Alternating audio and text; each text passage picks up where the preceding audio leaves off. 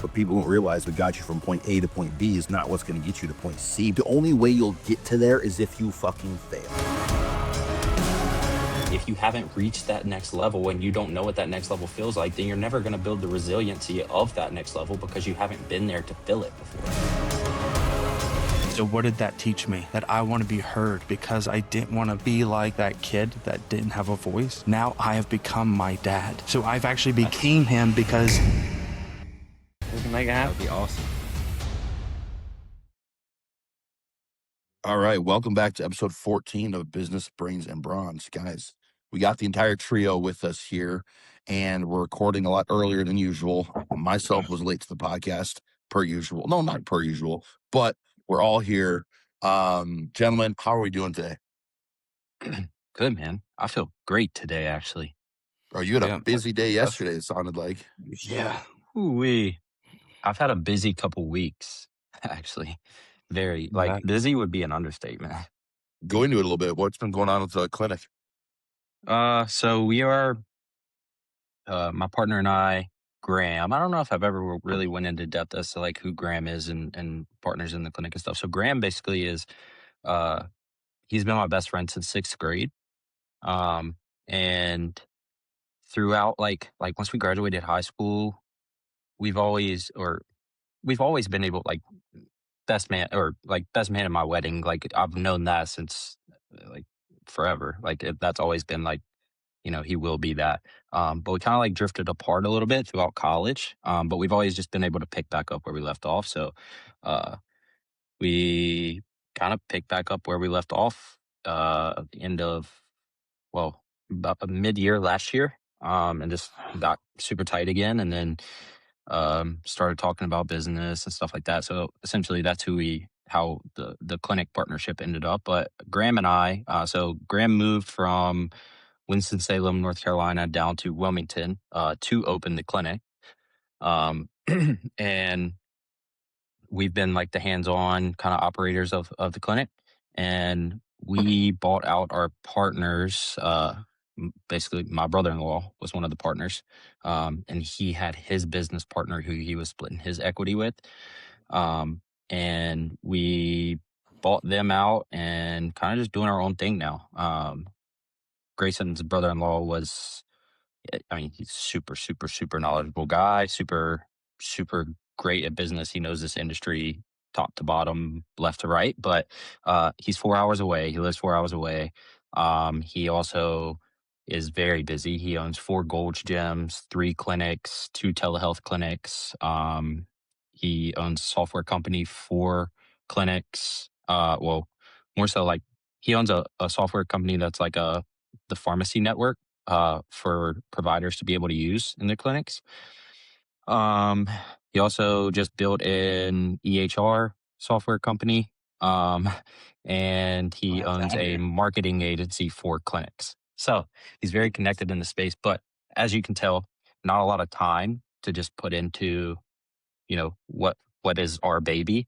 So we just decided it would be best if we just bought them out and sooner rather than later, and just take things into our own hands and be able to do what we can do and make the connections on our own, and kind of just take it from there. So that's been a big process. Go ahead. Was he like just in the process of opening the clinic and then you guys bought him out, or what was like the dynamic there? Was he just like, No, so the clinic was my idea. So all right, so a new gym opened in Wilmington, where I live, November 1st of last year. At the beginning of October, I found out that the gym was opening and started looking into it. Super nice gym. Come to find out, one of my first clients that I ever coached online, who was from my hometown, had moved down here to open the gym. Oh. So I had hit him up. We hadn't talked in a while since he stopped working with me for coaching. Hadn't talked in a while. So I hit him up, came over here, and there's this 1,300 square foot space in the front of the gym that was completely empty. And I was like, what are you doing with this? And he was like, oh, so they work with Gym Launch for coaching, business coaching. And he was like, well, Gym Launch told us, that it would be a good spot for recovery, like some cold plunge and saunas and stuff like that. And I was like, interesting. So then we kind of just went through that process. Graham and I were trying to figure out like what business can we do together, that type of thing. So I called Graham, told him, and then a couple days later, I called my brother-in-law Christian, and I was like, "Hey, um, I think that this would be a great opportunity. You have all the resources that are needed from this space. I didn't want to franchise because like buku's between $500,000 and $1 million to franchise a big, waste a well or a relive or anything like that. And I didn't want to do that. So I was like, well, we could just, what do you think the cost would be? And he was like, well, I can, help with the investing and give you all the resources and everything you need, but I'm not doing it for less than whatever the 30%. I was like, okay, cool. So at the time it was great because it kind of got us in and got us off the ground. But the more we realized that we were still kind of on our own, the more it just didn't make sense long term if we go to sell for 10, 20 million one day and give 30% to someone who just kind of helped us get up off the ground. It's like, okay, well, it just didn't make sense. Yeah, true. So yeah, we've been going through that, obviously going and getting the loans from the bank and all the contracts and everything that have to be done with the buyout and getting onboarded with our new medical directors and stuff like that. So just been super busy. So Also have who's go the one ahead. that has 30% again? So it was Grayson, my fiance's brother-in-law.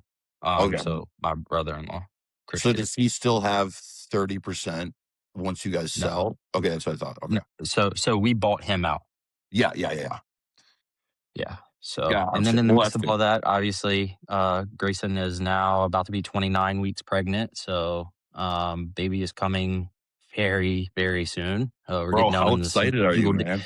How pumped are you? I'm so excited. So excited, bro. We went and did her glucose test yesterday, and they make you drink that drink that has like 150, 200 grams of sugar in it or something like that. And she threw it up all over herself. So now she has to prick her finger 4 times a day for 2 weeks straight. And uh, yeah, we're getting another 3D ultrasound done this week as well. So that'll be cool. But man, I'm excited. It's cool because like it's getting to the point now to where like, bro, we were laying there the other night and like he's been kicking, but like you would see the kick. Bro, he had his whole like foot or hand, I don't know what it was, pressed up against her stomach, and you could see like the imprint of it. And I was like, whoa, this is getting so real now.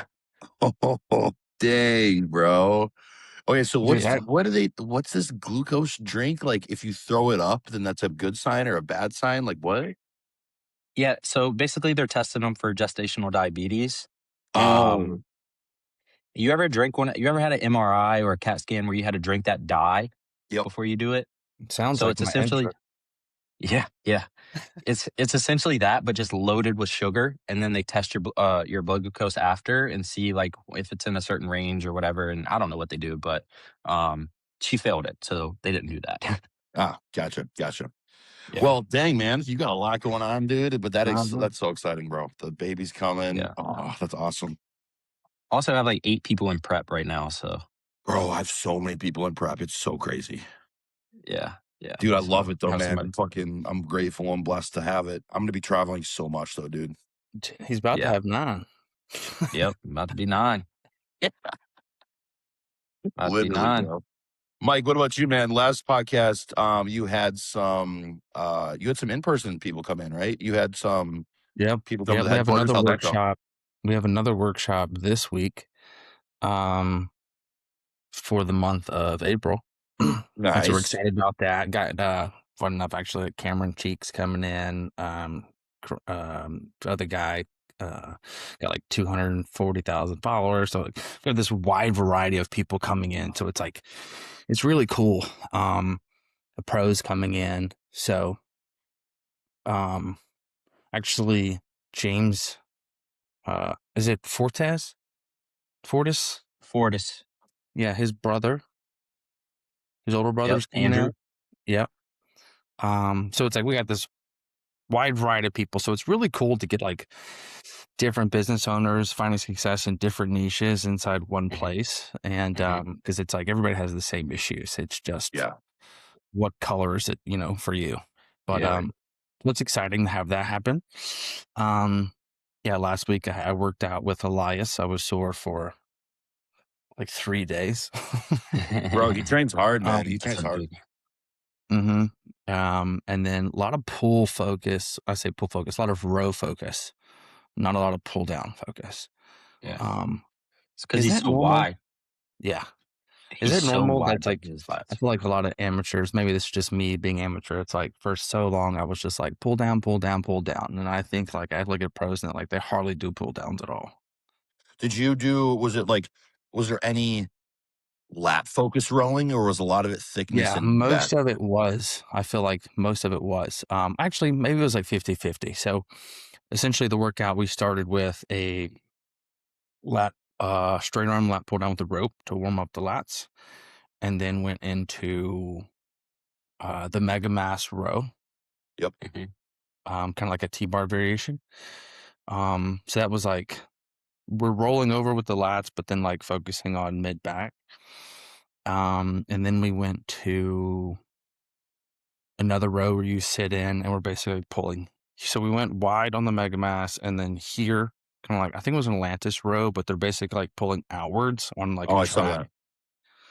that. Did that, and then we did the double arm independent, but like the lat pull down machine. mhm, mhm, Um, like plate loaded, and then we went over to prime row.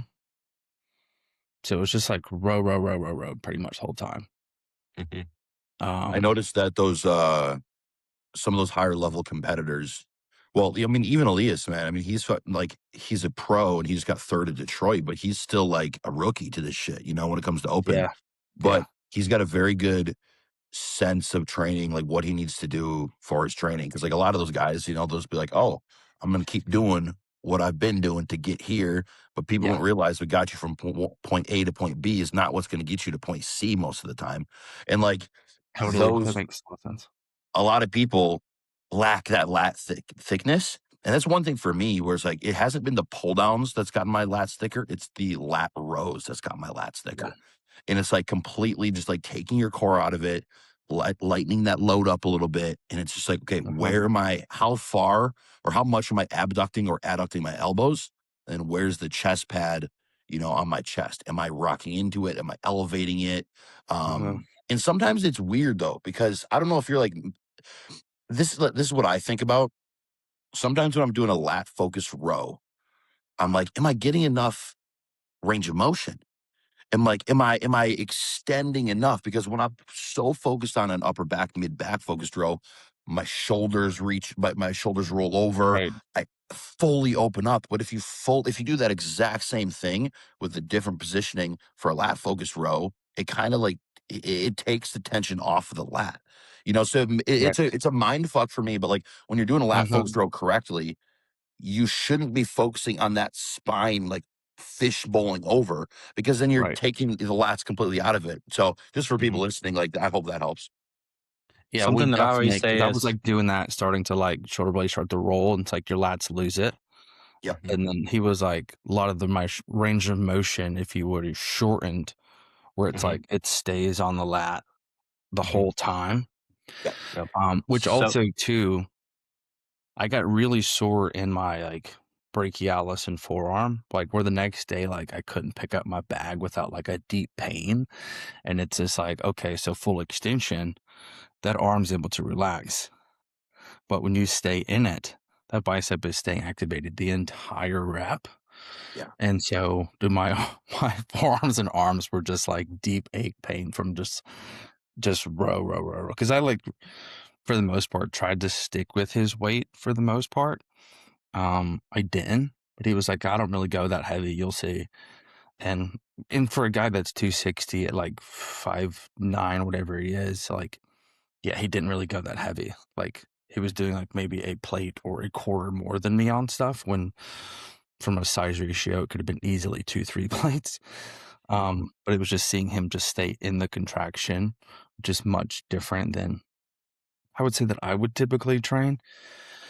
Because I don't necessarily I'm a guy that really loves to stay above 12 reps. Yeah. and he likes a 10 to 15 rep range up to 20, which is typically how I train as well. But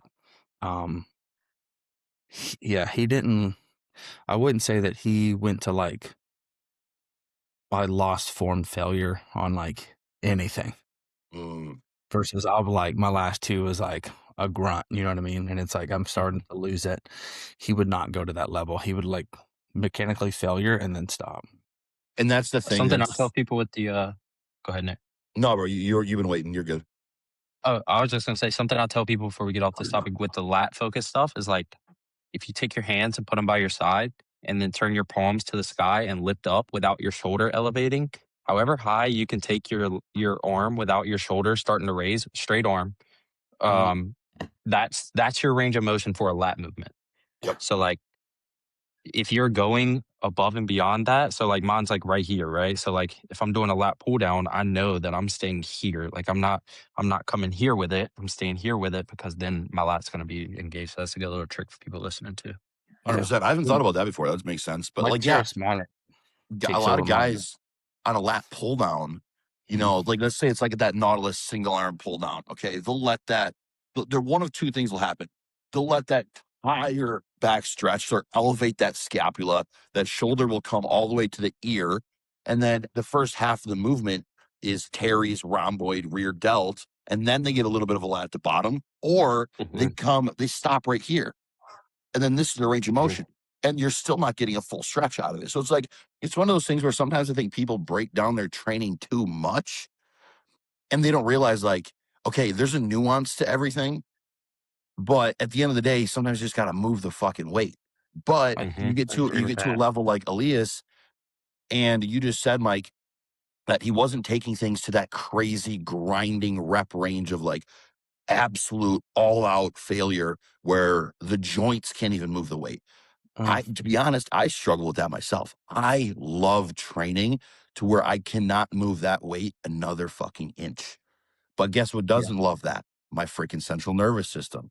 You know what I'm saying? Right. So it's Yeah. like it's I always tell people, hey, sometimes you have to take a step back and emotionally detach from training, but it does still have its place. You know what I'm saying? Because every training video you see of me, I mean, dude, I trained legs yesterday, and every squat pattern that I did or leg press pattern I did, it end in the hole. You know what I'm saying? And that's just for me doing it year after year after year. I'm not saying it's the best, but it's shit that I got to work on. That's the fun thing about training, man. There's so many different ways to train, and I love it, bro. Yeah. You know what's funny is like I'm not a person that I think will train like I'm not gonna finish in the hole. I'll do 30 reps and it be absolutely like the pain will make me stop before I mechanically fail on legs. Yeah. I also can't go heavy enough without causing injury to where I can't get it up and have to stay in the hole. So I have to focus on the burn over the tonnage. Yeah. And that's what's cool about it is like everybody trains different. Like I'm training with Jonathan. Is it Isaiah? Izzy? This guy's making this comeback local here in Dallas. I'm training legs with him Saturday. He's like, I think 8 weeks out. And I was just like, yeah, we can do legs. I was like, but I can't squat or I'm not squatting, you know? And he was like, yeah, I don't free squat either, blah, blah. So I'm like, just clarifying what I can do before we go and agree to this brutal leg day I'm going to get. But it's interesting to go in and see like how people are training and the different methodologies. And, you know, I've always, anytime I get outside of like how I normally like to train and I try to train somebody else's style, it always will end up in like an injury of some degree because it's no longer about how I feel. It's about like their training methodology or style. And it's like, well, what are you working? So it's like, why don't you just focus on you so that you can show up tomorrow or come back in 4 days and hit the body part again. I have noticed, and I heard actually Nick, what is his name? Gloff. Big Nick. Gloff.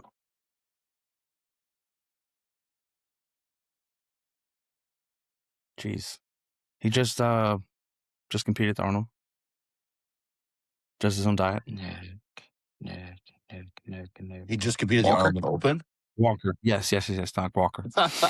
He had said like the harder, he was like, if you train hard, you have to recover hard. So he was like taking that in consideration. I'm like, okay, so if I'm doing 4 exercises for chest, odds are I can't go back and do it in 3 days. Mhm. Mm-hmm. If you're doing like 2, let's say 2.5 good sets, and you come back and train it in 3 days, it's like if you don't train as hard, you don't need as much recovery. So I'm trying to find this balance where some weeks I'm like, hey, we went hard, I'll hit 2 rest days. And if I don't go as hard, I'll have 1. And then now I'm just, depending on how my body feels, if I'm going heavy and going hard, I rest hard. But also find in prep that kind of changes, right? It's like we don't get the rest days. We have to continue. So it's like you're trying to find this balance of good enough Yep. Mm-hmm. so that you can still show up again and do it tomorrow. And I think for the majority of people listening, you're like something that they might have difficulty deciphering is your level of training and how you're like honing in on it versus the general population when the general population doesn't know how to train hard in the first place. You know what I'm Sure. saying? So it's I like totally get it. Yeah. everything you're saying is like spot on. But sometimes people will listen to that and be like, oh, that makes sense. And it does make sense. But does it translate over to where they are at in their journey? Most of the Sure. time it doesn't. You know what I'm saying? Because my biggest thing, dude, my biggest thing coming up was I would train. I was a huge like Rich Piana, and then I got into like listening to Justin Mahaley when I was younger, like in 2020. And Justin would always say novel stimulus every single training session. And in my mind, I was like, what's that mean? Okay, something that I need to force the body to adapt. And yes, we do need to force the body to adapt to a certain extent. But dude, I would be putting on, as I was a natural kid, I would be putting on quarters to my barbell rows every week because of that novel stimulus. But I wasn't fucking growing and I was training it till I couldn't move it anymore. And was it training hard? Yes, but it wasn't training with intent, you know? And it's like so many guys will also fall in the opposite. They'll be like, okay, I'm going to train with intent. I'm going to listen to everything that Mike just said, everything that Nick and Taylor just said, but they don't reach the point of that sarcoplasmic hypertrophy where their body is like, oh, damn, now we have to recover, you know? But like you said, dude, stimulate the muscle enough so that in 48 to 72 hours, you can hit it again. And then now you're increasing the amount of protein synthesis in that area throughout the week. Mm-hmm. Question here, because I find this interesting, because I'll do this inside the same training session to where it's like, let's say I'm doing a leg extension, and there's in my mind you go balls to the wall, or we're trying to feel it within a certain range of the rep. Are you somebody that ever will like? Because like I look at like this, let's say like branch warren style training, to where it's like we're maxed out throughout the entire thing, and it's not necessarily focusing on a beginning of the movement or the end of the movement. I view branch training as like movement is one versus leg extension. I'm like, okay, so we can load the bottom or we can lighten the load and really squeeze the top. Do you ever find yourself during a training session where it's like, let's say you're doing leg press, instead of going up, you just focus on a deeper squeeze in the top range of it? Anything like that? Yeah. So personally, for me, I've got the tendency, I'm really, really strong in my legs. I've got the tendency, and I've got really good mobility to my hips, my knees, my ankles. Okay. That is a perfect storm for me to move a bunch of weight because I have the ability to use levers. Okay. So I have the ability to use my joints to move weight, not just the tissue. So there's times where I have to pull back with myself in my mind and be like, okay, like yesterday, for example, I trained legs and I trained with a different leg press. It was a Cybex one, very linear focused, nothing like a Cybex squat press where it kind of arches. And I was like, you know what? I have to do 3/4 of a rep of what I normally do for my range of motion. Otherwise, my glutes are going to kick in, and otherwise, I'm not going to get everything out of my quads that I need to. As I was doing my sets, I was like, okay, I'm feeling it on my negative, on that eccentric, But now I'm noticing, like, as I would get to rep 5 or 6, the concentric wouldn't have intent to it. So in my mind, I'm like, okay, Nick, friction through the toes, focus on that concentric. I have to, what you just asked is what I have to do more times than not. And a lot of times I have to lessen the load up to achieve that because stimulus matters most. You know what I'm saying? The stimulus that you're Yeah. placing upon the muscle is what is going to matter more than the load or just moving it from point A to point B. So I love that yeah, you said that because I was literally thinking that towards like in the beginning, I feel like a lot of us, we start with this concept and idea of get the weight from point A to point B yes, versus you can take that same weight and it's what damage did you do between point A and point B. And then exactly. for me, sometimes I look at it from this perspective is let's say I'm doing like a pec deck and I'm really feeling a good mind muscle connection that day, maybe more than others. And it's like I will then focus, okay, point A to point B, but what about like point A, point 5 to B? It's like I want to focus on this portion of that rep where I'm squeezing because I'm really feeling it to be really intent there. So it's like focusing on certain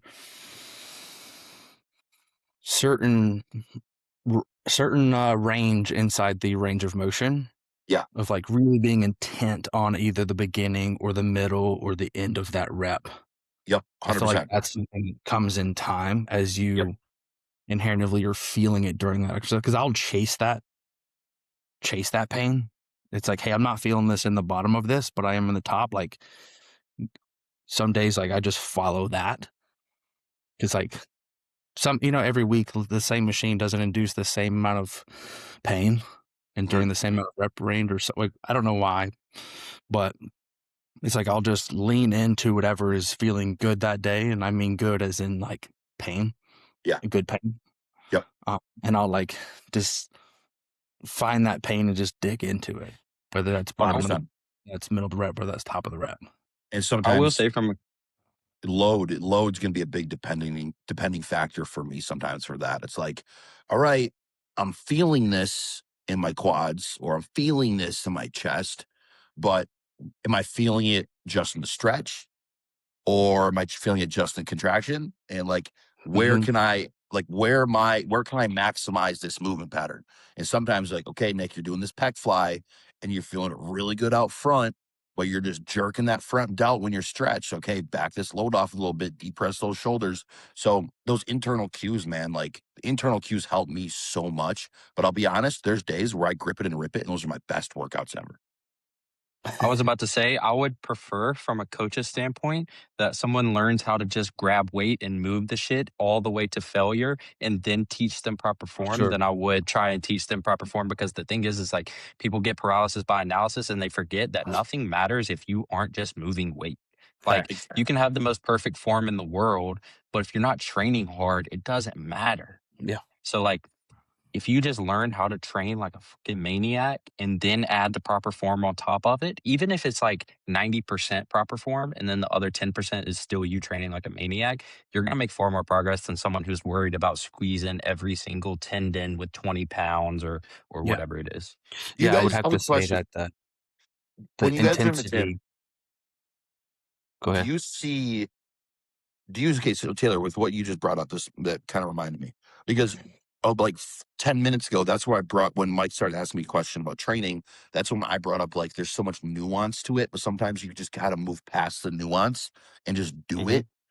Do you see more people in the gyms like training hard and not having like perfect execution, but they're actually training hard? Or do you see them focusing too much on execution and they never even reach the training hard degree? They never get to that point of it actually causing damage. Like, where are you seeing people fall? Because in my gym that I train at, I just like block out everybody that's in the gym except the people that are my athletes or my friends. And I don't really look at other people training.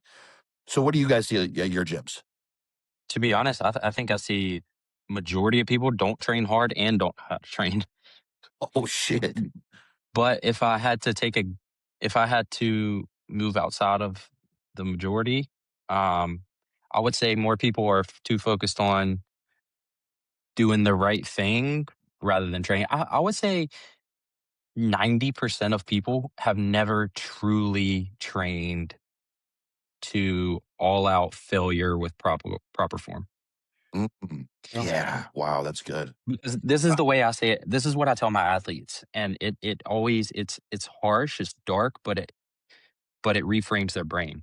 And it's like if someone was holding a gun to your head and they told you that if you couldn't get yeah, there you go. If someone was holding a gun to your head and they said if you didn't get every ounce of movement out of the last rep that you possibly could, like if you left anything in the tank, they would pull the trigger. Do you think you could have gotten more? Because if you say yes, you haven't trained to failure. Yep. So 100%. that's the thing is like, okay, if this was a car on top of your mom on the deadlift platform, do you think you could get it off? Yeah. Okay, cool. Well, you still had reps in the tank on the deadlift platform then. And I'm not saying you should go to failure on deadlifts. I'm just using that as an example of like, Sure.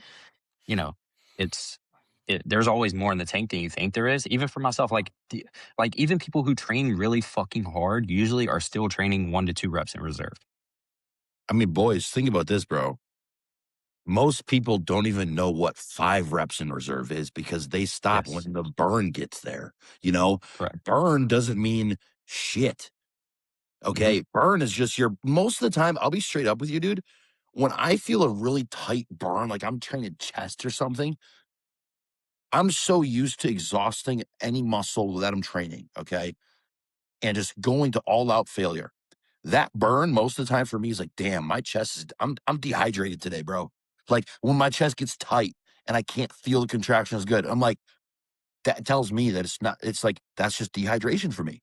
Most people feel the muscle working, they're like, oh man, I got back off, bro. I got back off. Hmm. But also let's take this effort, let's translate it over to like, business, what you're doing. Bro, the amount of days where, like, let's say before the clinic, where you're like, man, I had a really long work day with all these check-ins, with all this stuff. Like, man, I'm fucking beat today, bro. Guess what? Yeah. I guarantee you guys open that clinic and you had your first like crazy brick and mortar, like sun up to sundown day. And you're like, you know what? I can actually still give more because this shit has to get done before tomorrow. Like most Yeah. people don't even have the effort built it with like within them and the discipline within them to be like, wow, that was a hard day, but guess what? I got to keep pushing and I got another Hmm. 2 hours before midnight. All right, I'm going to keep working. Most people don't even see what they're capable of from an effort side when it comes to business stuff either. 100%. And honestly, I still have more in the tank. Like I'm working literally sun up to sundown all day, every day to the point where my fiance is like, "Hey, can you talk to me when you get home?" And I'm like, "Yeah, I would love to, but I would also love to have to be able to take care of our son when he gets here in less than 2 months or less than 3 months." So, No. uh, but so I mean, we're in kind of in a sticky situation here, but I know that there's still more to give, right? Like I think it's all a how resilient are you? It's a resiliency thing because you build that resilience. You have to go through that. You have to hit the next level to be able to build the resilience to withstand the next level. And I Yes. think Okay. if you've never, in training, business, whatever it is, if you haven't reached that next level and you don't know what that next level feels like, then you're never going to build the resiliency of that next level because you haven't been there to fill it before. Guess Sure. what, dude? The The first first time I cold hit, plunge is really first cold. time I hit, oh yeah. Dude, Mike, say that again. I missed half of that. The first cold plunge is really cold, and then it gets easier and easier and Hmm. easier as you're building up pain tolerance, which is Hmm. like when I came back into doing legs, because I worked out for a long time. I wouldn't say I trained, right? Because I'm just being healthy. Now I'm back in the season of training. When I got back into legs, it was like vomiting level pain.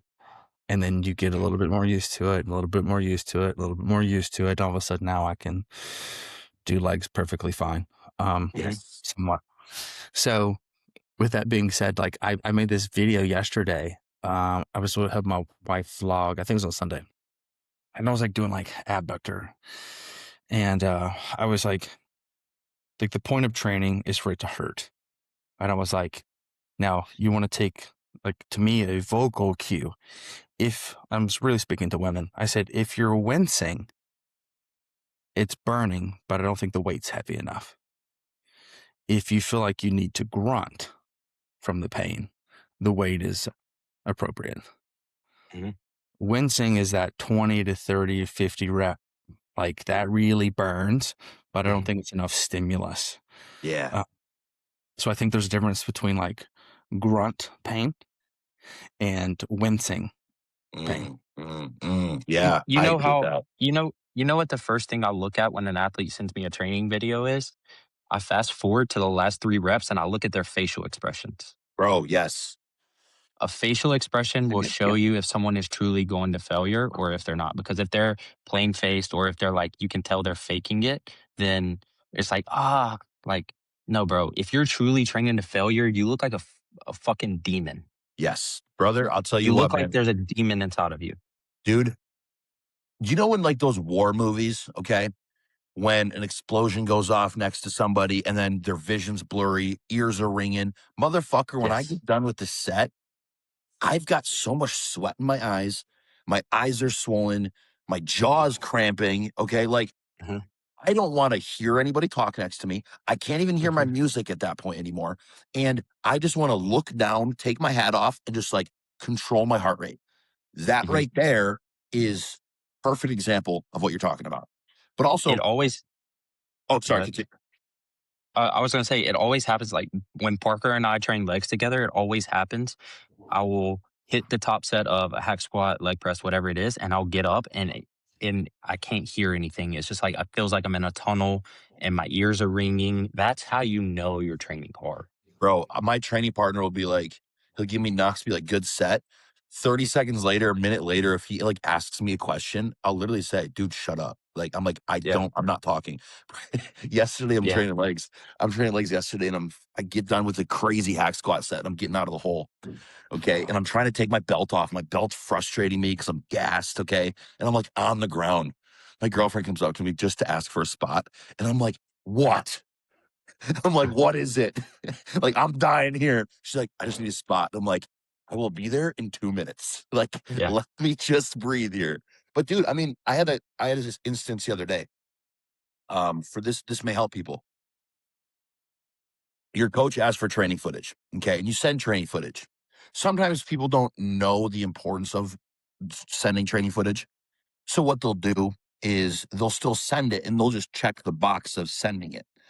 Sometimes I'm sure you've gotten this where somebody will send a video of them doing like a warm-up set, a feeder set, and it's not a full set. And you're like, hey, like I need a working set here. Okay. And they're like, oh, okay, gotcha. I thought you wanted to see how I was executing. I said, I don't give a fuck how you're executing when you're warming up. I need to see how you're executing when we are trying to take that set, get the most out of a set. He sent me a Mm. couple training videos and they were only 15, 25 seconds long. And I'm like, Mm. where's the rest of the training video?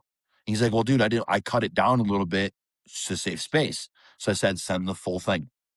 He's like, all right, sends the full thing. Still, the last half of the video could have had so much more effort into it. You know what I'm saying? Mhm. And it's one of those things where I'm not saying he was trying to cut corners, but he realized that like, hey, the reason I'm asking for these training footage is because I need to see what your perceived definition of intensity and training to failure is before I can tell you what it is. You know what I'm saying? Mm. And that right there, it's like some people they train, check the box, and some people have really good genetics and they coast and they've been coasting their entire life. Okay. Mhm. Until it comes to really taking it to that next level. Like, I mean, Quentin Uriah. I spoke with him a while back and he was telling me, he was like, well, we had him on our podcast. And I was like, what's one of the biggest takeaways when you live with Samson? And he's like, dude, I realized where I was stopping myself with training. That's what he said. And that's coming from one of the best bodybuilders in that pro league, like not in the world yet, because he hasn't made it to that echelon of the Olympia. But he said, dude, I see how these guys train, and I thought I trained hard this my entire life, and my genetics got me to where I'm at. And I need Mhm. my effort to carry me further. People need their effort and their discipline to carry them further, whether that is in life with, the home life and fixing that, within business, within training, within, personal goals, etc. Because I think that I think life is too cush for us nowadays, bro. I think life is too cush. And I think more, this is going to sound really bad, but I think more hard shit and bad shit needs to happen in people's lives for them to overcome and build resilience. I 100% agree. Mike and I were talking about this before you got on. The Really? the Bear Nutrition or Bear BSN Ultra Marathon Last Man Standing was this past weekend. Yeah. The winner ran 306.6 miles every hour on the hour for 73 hours straight. Okay, rephrase that because he ran a total. Sorry. But he ran 4.2 miles every hour on the hour for 73 hours straight. Holy And it's shit. like, You have to complete the loop. yeah. And you get the rest. So if you finish in 20 minutes, which is obviously 4 miles in 20 minutes, not realistic, you get the rest for 40 minutes. What the fuck? You have to get across the finish line. And the guy that come in second missed the finish line by 5 seconds on like lap 73. No So, way. Yeah, so basically it's like eventually either you mentally go, I'm out, or you don't cross the finish line in time because your pace you could keep up with. But 3 days, yeah, brutal. It's called go one more. Ooh, I Let's like go that. one more loop. One more loop. Like that. And guess what? Sometimes, man, sometimes it's okay to mentally tap out of shit. Like, we're talking this entire time about how you got to be a hard ass. You got to go harder, go push harder, do this, do that. Bro, the only way you'll get to there is if you fucking fail. Okay. And sometimes mentally you fail first. Don't use that as a cop out to fail at things that you're putting effort into. But sometimes you just you do so much in one day or over a course of time, and you're like, you know what, I can't anymore. And sometimes you need to say I can't for a reset and for like something groundbreaking to come up. You know what I'm saying? You said something very interesting there. You said that sometimes we mentally break first. I would argue, don't we always mentally break first? For sure. Unless you die. Yeah. Yeah. Dude, that's a great point. Yeah, we do always mentally break first. You're 100% right. I don't know why I said some. Yeah, Mike, see, there you go. That's the unk in you correcting me. Dude, That's like gray wisdom, you know what I'm saying? you want to see something motivating on that same point? Yeah. Can one of you pull up Instagram because my phone won't, my computer won't let me. And go to the BSN. Hold on a second, I'll find it. Or BPN, sorry, BPN. I've been saying it wrong. BPN. Go to this guy's page. It's at MJ.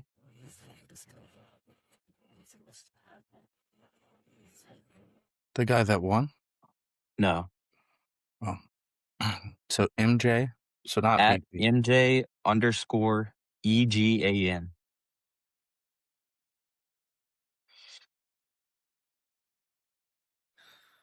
Okay. He did the ultra marathon, the same one, the Go One More Ultra. 27 hours, 110 miles, placed top 28 with no legs. What? He pushed himself in a wheelchair.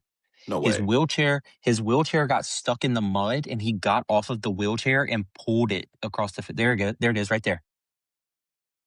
Shut the fuck up, dude. No way. Sorry for my language, but holy cow. See, that right there, dude. That right there is what I love to see. That is crazy. I wanted to experience pain in this race because I needed to let go of something I wasn't able to yet, and I kept going until I did. Loop 27 was for my brother. Like, when you think there's levels, there's always more levels. So, like, that Go One More hits hard when you think about it like this because it's like life, business, training, whatever you want to put it towards, it's like go one more. Just go one more. Yeah. And if you think about it, like these guys running this race, bro, they weren't thinking, like, think about it. You get to mile 300 of running over the course of 3 days, and it's like you're not thinking about anything besides the next step. Like literally you're focused on picking your foot up off the ground to get the next step. So it's like if you just go one more step, that leads to one more mile, that leads to one more lap. that leads to one more hour. It's like, So is this all taking place on one piece of property? yeah, Yeah, it's a ranch. it's Nick Bear's ranch. So his ranch, it's like this is a loop, right? Yeah, it's a 4 mile loop. 4 mile loop. Oh, I see what you mean. It's a 4 mile loop, and you keep running that same exact loop. Okay. Yes. Yep. Wow, that's crazy. Damn.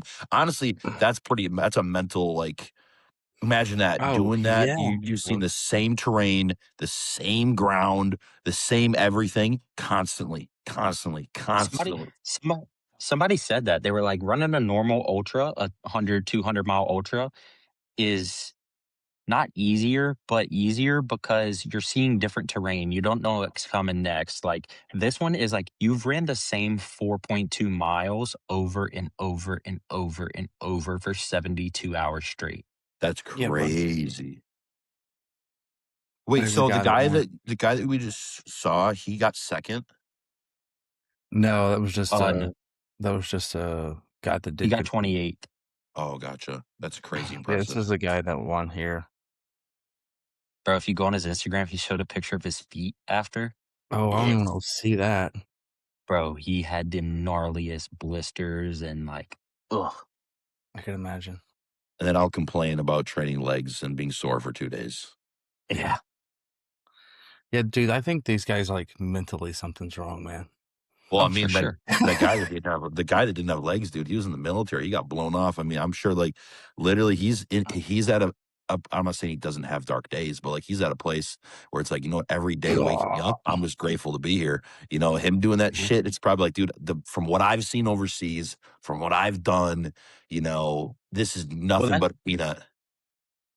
that's what the caption on that post said. It was it's a hold on, let me get it. The caption on one of his posts said, "Pain is inevitable, suffering is optional. I've experienced a fair amount of pain in my life. Not a lot, a fair amount of pain in my life. My injuries being low on the list. That's so At cool. At times, my pain debilitated me. I chose to suffer with it because I couldn't let it go. Maybe part of me didn't want to.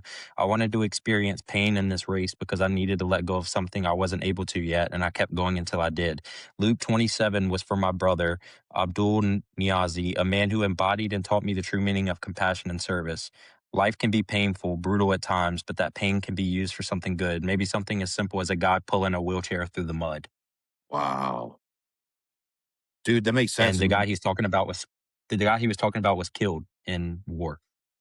oh, okay, so this is a different name. It was Abdul Niazi or something. I wonder if that was like a Yeah, close friend in his unit or a translator or something. Like, wow. he was a guy that got killed in war with him. I think Yeah, close friend. that's nuts, dude. I mean, speaking kind of from my life, like, I mean, I come from a military law enforcement family, but even like direct from like everyday, like Devo, my best friend, I trained with him in prep, off season, etc. There's some of this, like, it's not for me to share what he's seen and done overseas, but he was an Army Ranger. Um, some crazy stories, some stuff that I could have never even done or seen and lived, like how easily he lives. But every day, it's just like his face and his eyes are just, I'm grateful to be here because what I've seen in other places around this world, I never want to see again. What I've done, never want to see again. This leg day is going to be the easiest thing that I've ever done. You know what I'm saying? And it's just like it gives you a real good sense of my life's been hard. Everybody's got different degrees of hard, but there's always something harder that's going to happen. There's always something worse that's going to happen. You know, it's just like, I don't know. I think it's really important to have people like that in your life, man. People have been in different walks of life than you. Cause at least me, I always learn something from them. Hmm. Bro, he posted a picture of him after 100 miles and said, "100 miles down at the BPM G1M, wheels haven't fallen off yet." I saw That's that. so cool. Well, he That's made a sick. post, or his thing was like tomorrow running the go one more until the wheels fall off. So That's Ooh, sick. that's cool, man. Do you think Sick. what's harder, bro? Like doing a crazy feat like that that whatever the Nick Bear, the Go One More marathon, or a contest prep, like doing it in a wheelchair, bro. It's not. I'm taking the race all day long. It's not even comparison, in my opinion, bro. Yeah, but we had this All right. conversation before. What are we talking about? Yeah. Oh, we talked about the hardest sport. Yeah. Let me put it this way. One of my really good friends who comes to the clinic every day is a former MARSOC sniper in the Raider division. Damn. And I asked him today, do you think you could run 306.6 miles over the span of 73 hours? And he said, no fucking shot. Yeah. Who is this? My buddy Will. Dude. Mm-hmm. Crazy. Yeah, I find it astonishing when somebody does like a 100-miler, like my buddy Dan, roster runner. Dude, like running in the desert 100 miles or running in the mountains 100 miles. Man, he did this one race, and it was a race that you have to complete in like, I think it's like 24 hours for the 100-miler. And he was 36 seconds too slow. No way. Oh. So like he completed it, but in his mind, he did not complete it. So he literally ran 100 miles in 24 hours and 36 seconds, and it was 36. It was basically something like that on a timeline perspective, and he was late 36 seconds. Man, and I was like, crazy. "That's like, I'm so proud of you," and he was just like, "I appreciate it." Wow. You know, it was like, "Yes, I did it, but I also did not."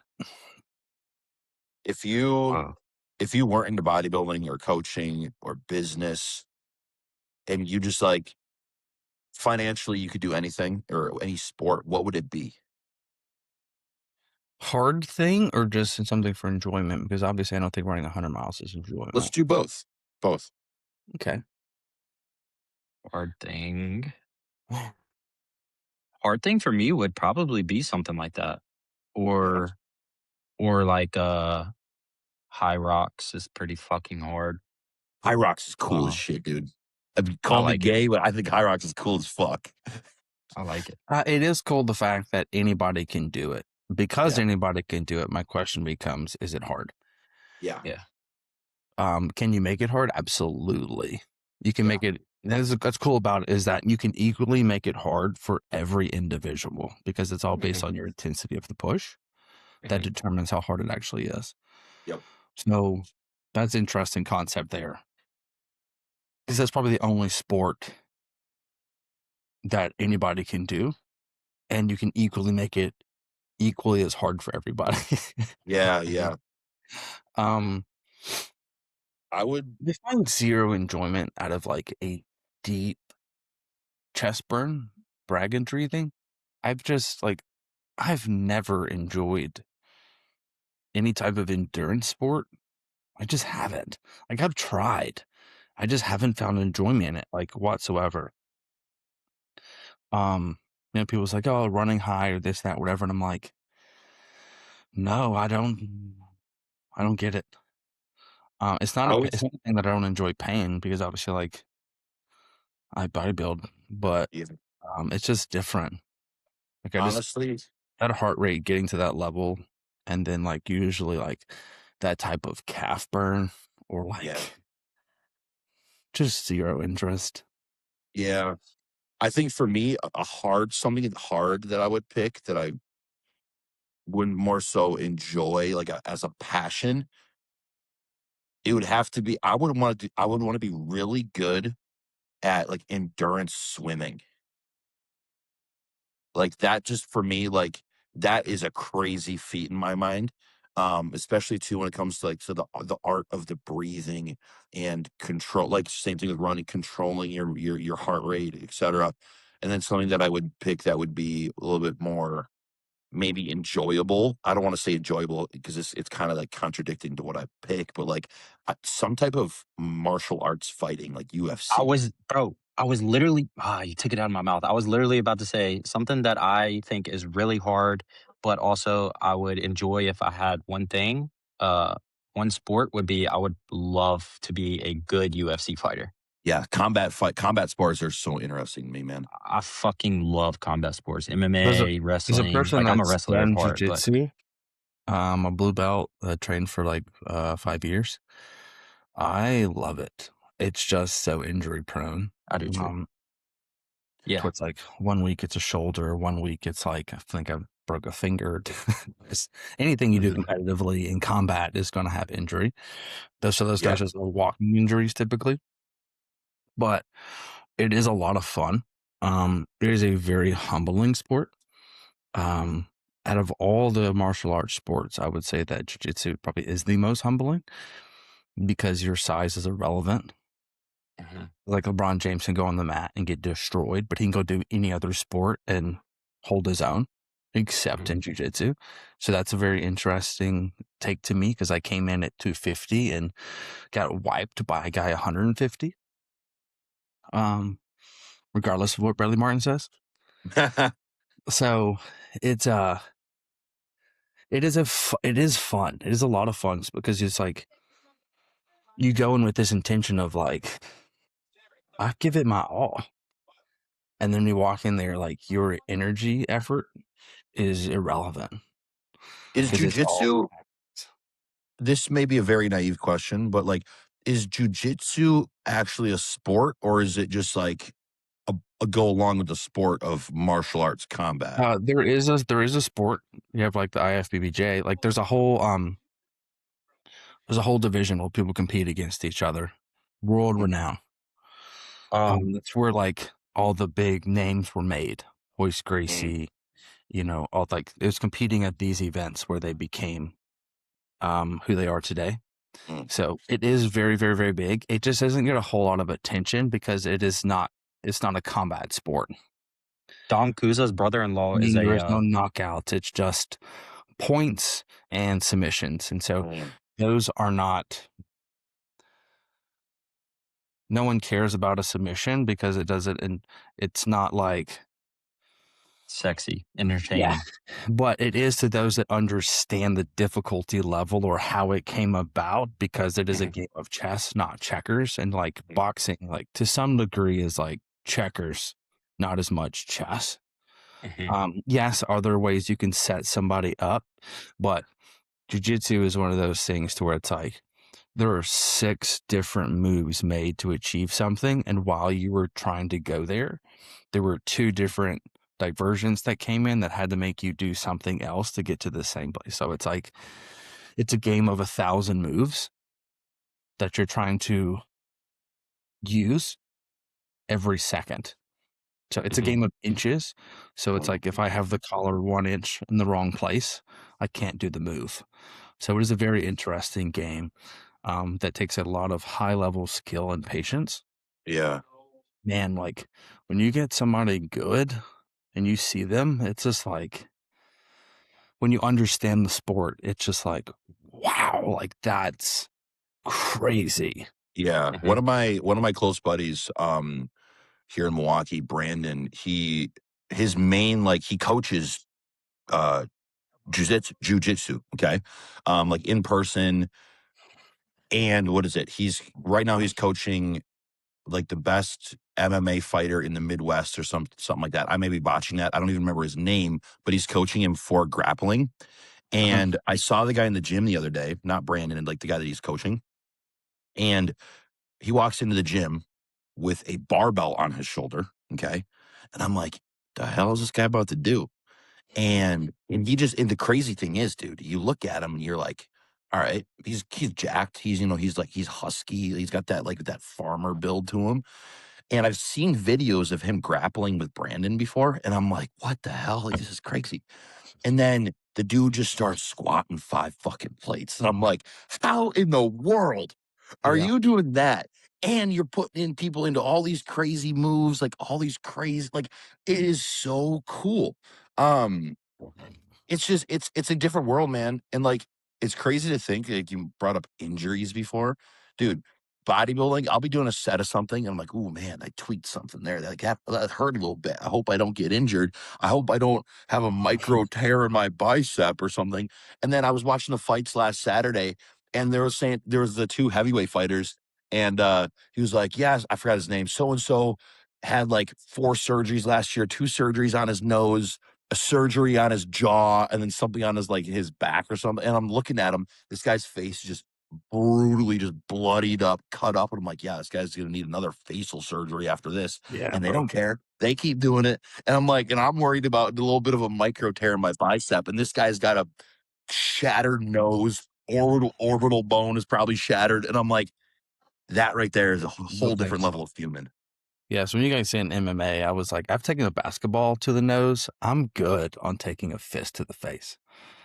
Dude, yeah. Dude, what is that one? Okay, so there's UFC, and then there's one that starts with a B. Why am I blanking? Bare knuckle.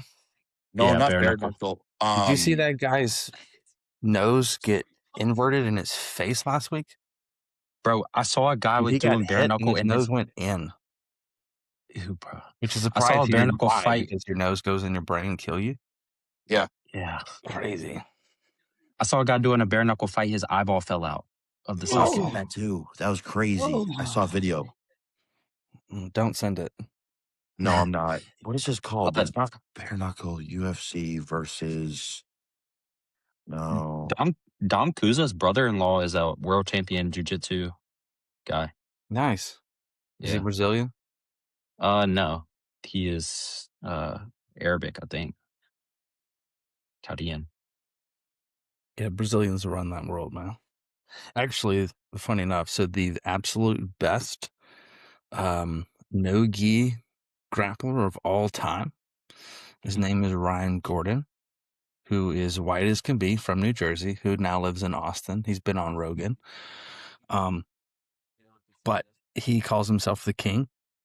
He is so good that he went into the best arena in the world, wrote on a sheet of paper how he was going to submit the person, folded it, And did it. gave it to somebody, and then submitted the guy how he said he was going to submit them, and then opened the paper and showed people. Are you serious? That's insane.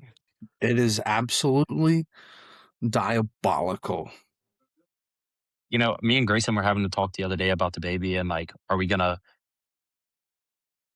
force them to play sports or whatever? And I was like, I'm gonna let him do whatever he wants to do, but he's going to wrestle for at least 1 year. Oh, hell There's yeah. nothing more there's nothing more mentally, like, my opinion, like there's no amount of like bro, if it wasn't for wrestling, I wouldn't have started lifting weights, therefore I wouldn't have started bodybuilding, therefore I wouldn't have started coaching, therefore I wouldn't be where I am today whatsoever. That's interesting take. I see these kids that go to this gym that I go to. I'll keep names out of it. And there's this people doing like coaching linemen, like these high schoolers, maybe middle schoolers even, but high schoolers. And I look at all the parents, I look at all the kids, and I go, why in the world would I ever encourage my kid to be obese? Yeah. Yes. You are setting your kid up for failure for a 1% chance that they go into the league. Yes. Like, I'm setting up my kid for a lifetime of disease and diabetes and heart attack and ED, hell, you name it. Anything that comes with being 300 pounds. Yeah. You are setting the foundation of zero nutrition, hardly any training. And I'm seeing these kids do this stuff and they're just so lazy. Yeah. And I'm like, of course you can't move. So, but when you look at the parents, being what do the heavy is parents look hard. like? And they're like, could you imagine being 16, 270 pounds? What did With the parents look like ankles? though? Like, it's so disheartening. It's one of those things What the where, parents look like? yeah.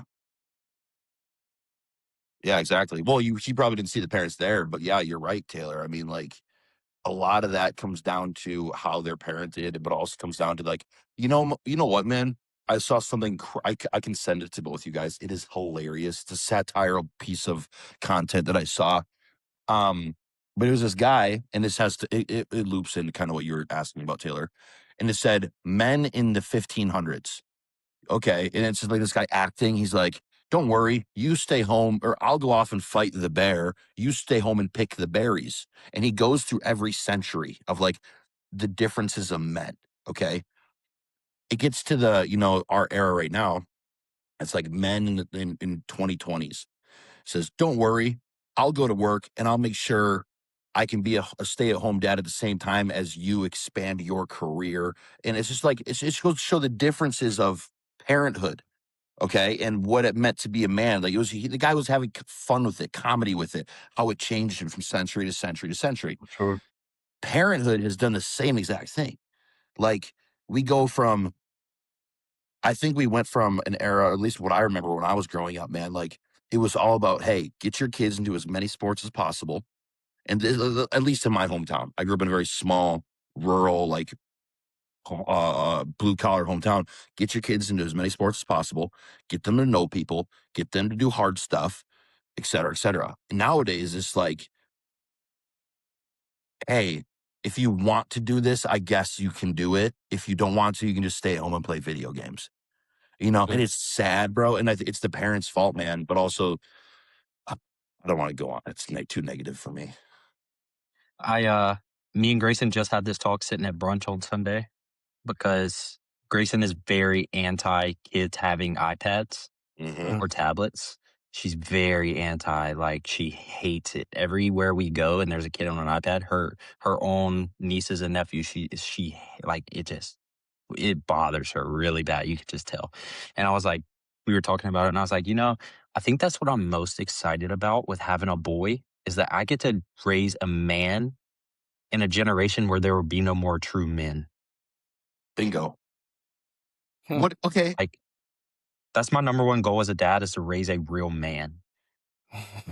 Dude, Mike, weren't you and I just talking about that last week? Yeah. Mike and I were just talking about like you said, hey, if I have a kid, like I need to be home to teach him how to do man stuff. You know what I'm saying? Yeah, so how do I teach him the values of hard work when my work doesn't require a physical labor hard work like I had? So, like, how do you teach a 6-year-old hard work through a computer? Well, Right, you make them mow the grass. You make them weed eat. You make them sure. like So it's like, okay, so I need to move out to a place to where I then requires me yes, buying a shovel, 100%. right? So it's like, but that's 99% of people live in cities. Yeah. I'd say not obviously 99 is an arbitrary number, but you get the idea. Yeah. No, 100%. I Yeah, that's something I've been thinking about a lot, man. It's like, man, that was another thing Grace and I were talking about. I was like, if my kid acted like this, I would say this. And she was like, you're not going to cuss at him. And I was like, dude, my grandpa used to, like, my sister told on me for cussing one time. And my grandpa came out there and said, you better wash your motherfucking mouth when you're fucking talking. And I'm like, that's just part of like, I'm not gonna like, sure, I get it. You don't have to cuss. And I get it. You don't have to cuss to get your point across. But like, also, sometimes I'm gonna have to jerk him up and say, hey, get your fucking shit together and act right. Yeah, I agree with that. I agree with that for sure, dude. And I don't know, man. Part of me, like, I grew up in I'm very I had I mean shit, dude. There's times where I got fucking roughed up by my dad, not from an aspect of him losing his temper, but discipline. Like I've been hit and it fucking sucks, especially when it comes from your parent and you're the one that did something wrong. I'm not saying that's the correct way to parent, but I tell you what I didn't do. I didn't do that mistake again. I didn't disrespect my mom ever again after that, etc. I'm so excited when I have a kid to mold him into a better version of myself when I was going through different ages of life. You know what I'm saying? I think that's my main goal too. Is I mean, vulnerable or whatever you want to call it. It's the truth. I didn't like. I was raised by my mom, only my mom. Like my dad was there, sure, but I never have gotten in trouble. My dad was more so like he knew the relationship was fragile, so he would always be fragile with me. I still turned out to be good because my mom's a gangster, but like, Dude, your mom is dope as hell. I love your mom, bro. yeah. Yeah. My mom cusses and she's like a little mini sailor, but so I turned out to be good still, but I also have my grandfather and stuff like that. But like that's my goal with being a dad is like be a better version of me and be raised the way that I didn't have the opportunity to and learn the values and the lessons and everything like that I wasn't. able to learn and not I didn't have to learn on my own. That's like what I'm most excited about, man. Here's an interesting concept. So we learn what we see, but if we saw nothing and we learn nothing, then a better version is like, so you're actually going into this blind because you don't have an example of what good is. Do you think And that's so this do is you what think that's difficulty becomes, is because it's now you're trying to operate from a place of what we think versus what we physically know. yeah. And so that's the interesting part about being a parent and being dynamic, is that if you didn't have a perfect, I say perfect, like a present father, then like we don't really know what that looks like or feels like. And so for me, I'll give you a great example, and I got to run. One thing that I realized is that I wanted to be there for my kids like my dad wasn't. And my dad speaks over everybody. And I didn't get to speak. Like my words were irrelevant. Mhm. And so what did that teach me? That I want to be heard. So actually, because I didn't want to be like that kid that didn't have a voice, now I have become my dad because I want to be heard. Oh, So I've actually That's became him because very interesting. I didn't want to be on the other end of him. So I became him. And so it's very interesting. It's like, well, my father did this and I don't want to do that. But it's like, but at the same time, you're running from the thing that you were at the time. And then you end up becoming that person. That's very interesting. that is Right. deep. And so I Yeah. realized that like a week ago. And I was like, man, no wonder you won't shut up, Mike. I was like, because my wife would be like, you're just like your dad. I'm like, no, I'm not. And I'm like, wait, yes, I am. But how? Wow. Because I didn't want to be Bro, like that that. is So it's that is crazy, but it's just like crazy. what you don't have sometimes, because you want to become the opposite of that, but how you were treated will end up making you become the thing that you didn't want to be because you're running from the small child. That's actually crazy to think about, dude. Crazy to wrap your head around right Very. there. Right? Do you think hey man, I guess what though? That could be that's one of those things, like those things you got to break out of in the matrix, and I'm not saying that's by design, but it's like that's human psychology. That's human, Yeah. like that's Awareness is something required to break the pattern. exactly 100%. Like cool realization right there, dude. Totally. It Good way should. to end it. Dude, that was a great way to end it, man. Oh my goodness. Anyway, boys, Mike, go have one hell of a workout with our boy Nick. Tell him me and Taylor said hi. Other than that, my man, I don't got anything for you guys. Just have a killer week. Yep. Likewise. Likewise, boys. Yes, sir. I appreciate you fellas. Like, subscribe, share it with somebody. Great episode. Next week, let's get it. Let's do it. Sweet. Deuces. See you. We can make it That happen. would be awesome.